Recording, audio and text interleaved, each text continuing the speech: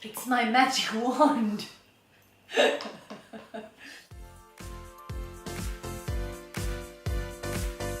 Hi and welcome to Getting Into Raw Cooking with Zane. We are back and I'm going to make you something that I think is absolutely amazing, exotic, delicious and even nutritious. We're going to start by making a spicy laksa. And I absolutely love laksa. There's a few ingredients in here that people always say to me, how can you possibly have raw? We're going to make noodles raw, and we're going to make Thai curry paste, a red Thai curry paste, nice and spicy without using a bottle or a can. Are you ready?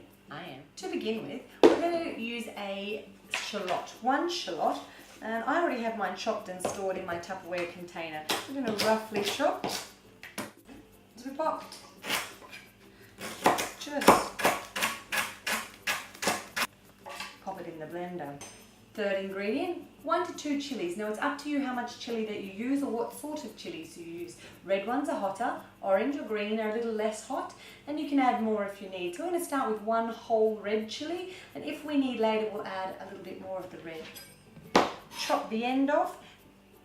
The seeds make it extra hot, so if you're not really sure, take the seeds out always.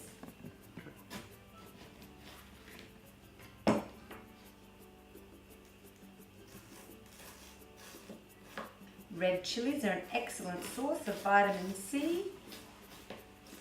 Remember, don't touch your eyes afterwards.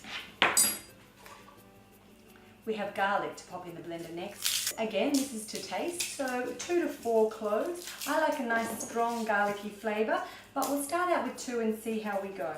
Take them from the bowl, chop the end off the garlic, and then crush with a knife. And they should easily come out of the skin. Taste. All of the ingredients in this curry can be adjusted, but I'm giving you guidelines to work with. Take a piece of ginger off, chop any of the darker pieces, but with a blender like this, you can put the whole thing in, skin and all. In the original recipe that I looked at to make this red Thai curry paste, it used a tomato puree, but with a blender like this, again, you don't need to use a puree, just throw in the whole half a tomato. From here, all the spices go in. 1 teaspoon of cumin, 3/4 of a teaspoon of coriander, 1/4 teaspoon of white pepper, 2 teaspoons of tamari. Again, you can add more tamari to taste. So if you need a little bit of an extra salty flavour, add more tamari. Tamari is not actually raw, so you can use namushoyo or Bragg's aminos if you'd like 100% raw recipe. But I particularly like the flavour of tamari, so I choose this one here. So we add about 1/2 teaspoon of Himalayan rock salt. Himalayan rock salt has 84 minerals, which are great for your body. Sweetness to taste, we add 2 dates. We might add a little bit more afterwards. So we'll start with 2. We could use up to 4 in this recipe. 1 to 2 teaspoons of chili flakes. I like it hot. 1/4 teaspoon of cinnamon.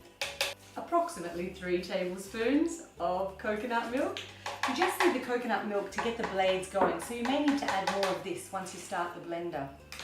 And last but not least, a lemon. The juice of a lemon is about 2 tablespoons, so we're going to squeeze that straight in. All of the ingredients are in the blender. Our Optimum 9900 is going to make short work of them. First thing we need to do is securely attach the lid. We don't want to get this everywhere. Remembering, if you need, add a little bit more coconut milk.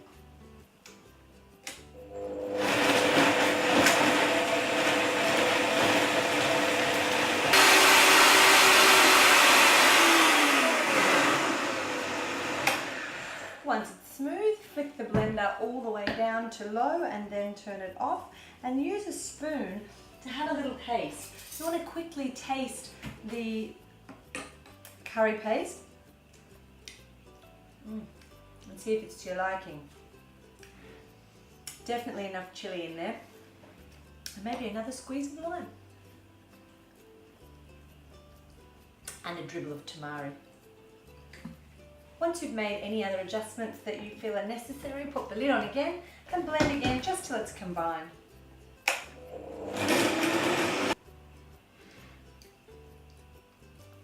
That's perfect.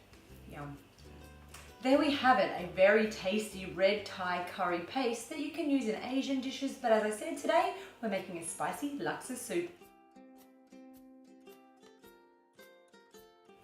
From here, we're going to start the laksa soup. So, with the blender, everything can be done in here. Take the lid off.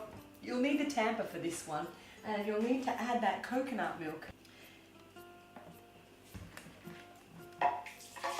You can have 1 cup of coconut milk for each person, or you can just follow this recipe, which serves about 4 people. So 4 cups of coconut milk. We need 1.5 cups of coconut flesh. So this is a young coconut that's just been opened, and we're going to take a spoon and use it to scrape the inside of the coconut flesh out. Then we use a screw. We need 1.5. We need 1.5. Stop laughing. Alright, once you've scraped all the coconut flesh out of the coconut, just pour it into a bowl so you can measure it out. As I said, 1 to 2 cups is plenty. It's up to you. Because of the gelatinous nature of the coconut flesh, it'll make your laksa soup thick and creamy. And remember, because we're using the Optimum 9900, we can actually warm the soup slightly. It's going to be delicious. Coconut flesh is full of fibre, it's great. Helps with your elimination and your digestion. Let's just put the lot in, shall we? As with all of the blender recipes, it's good to put the liquidy items in first, so you can see we're putting all the softer, more liquid things in. Next, I'm going to put the juice of 2 limes. It's up to you. The limes that I'm using are quite big, so I'll put 1.5 in first, and then we'll taste at the end. You can see right now that I'm rolling the lime, and the reason why that I'm doing that is it means it'll be easier to get the juice out, and it won't go everywhere, so I won't need to use a juicer. I cut see the 2 ends? Cut across the middle so you can see that nice round shape, and that'll make it easy just to juice straight into the blender. After you finish with the lime, we add the curry paste. Now it's up to you how much curry paste you add. It will really depend on the flavour that you're looking for. We're going to start with 4 very good scoops right now, but knowing me, we'll add more.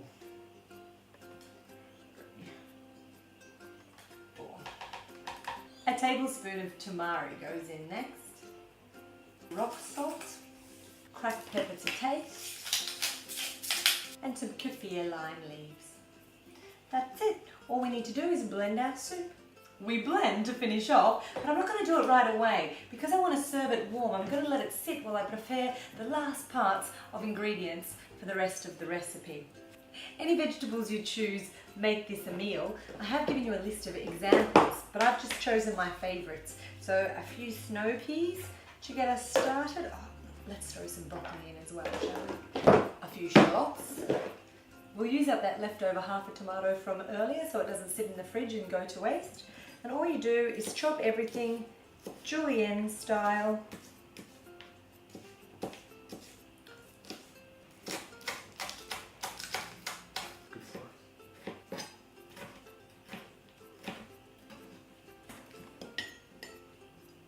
A cool trick for having uniform sized pieces is to chop the edges off your carrot to make a nice square shape. So you can see I've done that here.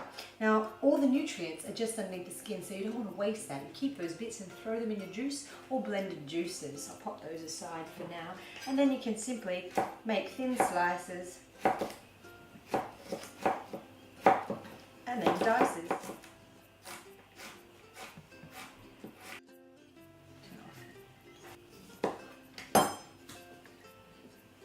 We're going to use a julienne peeler to get some pieces straight off the top of a bit of pumpkin.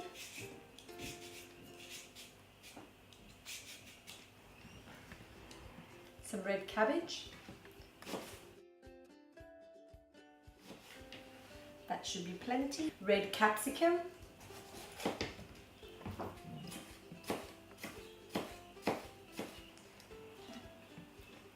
This is one of my favourite tools. You can make the most amazing pastas and spirals with it. It's called a spiralizer, and there are 3 different types of general spiralizers on the market, but I love this one because it's handy. I can pack it in my suitcase when I go.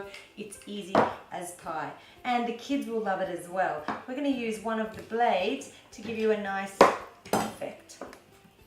So you stick the end onto the nice little prongs, squeeze it into the other piece.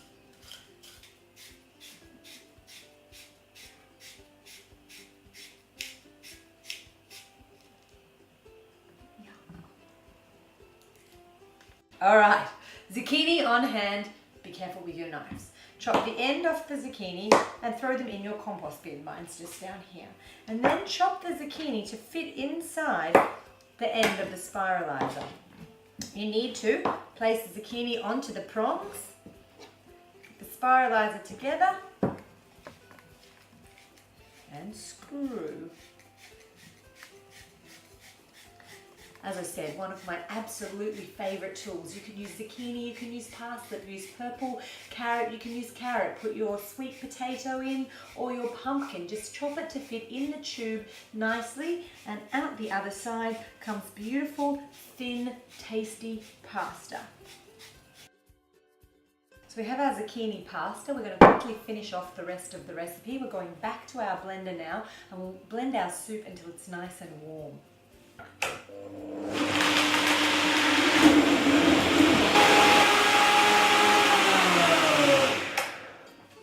Turn it down. Nice, tasty soup. Pour a little bit of our soup.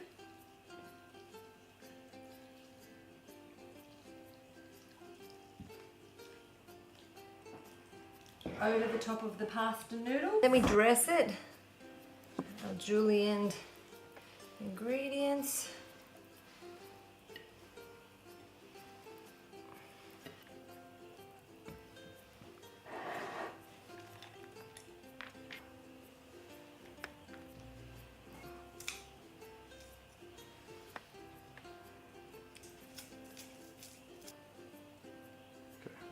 And there you have it. Delicious, tasty, spicy laksa. For more delicious, tasty recipes just like this one, you can subscribe just over here.